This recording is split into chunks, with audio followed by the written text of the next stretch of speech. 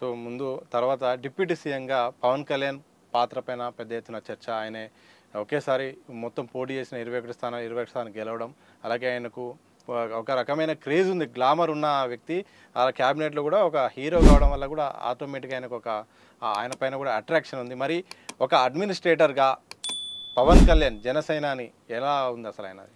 అంటే ఇప్పుడు మొన్న జనసేన గెలిచిన 21 సీట్లు నిజంగా టీడీపీ లేకపోతే బీజేపీ లేకపోతే గెలుస్తాయంటే నేనైతే గ్యారంటీ చెప్పలేను. ఎందుకంటే జనసేనకు సింగిల్గా ఎన్ని పోటీ చేసి అన్ని పోటీ చేసే సత్తా ఉంటే మొన్న వాళ్ళు ఒంటరిగానే పోటీ చేసేవాళ్ళు. సో ఇది మిక్స్డ్ ఆఫ్ ద కూటమి వల్లనే టీడీపీ ఓట్లు ఇటు ట్రాన్స్ఫర్ అయినాయి, జనసేన ఓట్లు అటు ట్రాన్స్ఫర్ అయినాయి, మధ్యలో బీజేపీ నాయకులు అందరూ కూడా కలిసి పనిచేయాలి. అదే ఇక్కడ మనం గుర్తుపెట్టుకోవాలి, జనసేన బీజేపీ టీడీపీ కలిపితే ఎన్ని ఓట్లు వచ్చాయో వైసీపీకి 1% తేడాతో అన్ని ఓట్లు వచ్చినాయి. వైసీపీ ఒక్క పార్టీ కొట్లాడింది, పైగా అటువైపు ఇంకా కాంగ్రెస్ కూడా ఉంది. సో కాంగ్రెస్ ఓట్లు చీల్చుకోగా వైసీపీ మళ్ళీ కూటమితో దగ్గరగా ఓట్లు పొందింది. సో అందుకనే పవన్ కళ్యాణ్ గారు డిప్యూటీ సీఎంగా ఇంకా ఆయన సినిమాటిక్ దాంట్లోంచి బయటపడలేదని జనం కోరుకుంటున్నారు. ఇంకా ఆయన జనంలోకి రావాలి. నేను బయటకు వస్తే అంత తొక్కిసలాట అవుతుంది, జనం ఎగబడతారు, నన్ను చూడటానికి వస్తారు, ఇదంతా గందరగోళం అవుతుంది, అందుకే నేను రావట్లేదు అని ఆయన మాట్లాడటం. ఆయన కొంచెం కొన్ని క్యాబినెట్ సమావేశాలకు కూడా సరిగా రావట్లేదని రిపోర్ట్ ఉన్నది, కొంచెం ఇన్వాల్వ్ కావట్లేదు. ఎందుకంటే ఆయన పూర్తి స్థాయిలో ఇన్వాల్వ్ అయితే తప్ప కూటమి ప్రభుత్వంలో ఆయనకున్న గుర్తింపు జనరల్గా పవన్ కళ్యాణ్కి సినిమాటిక్గా ఉండే గుర్తింపు వేరు, కానీ ఆయనకి ఇవాళ ఒక ఎమ్మెల్యేగా ఒక రాజకీయ నాయకుడిగా డిప్యూటీ సీఎంగా ఆయనకు రావాల్సిన గుర్తింపు అయితే రాలేదు.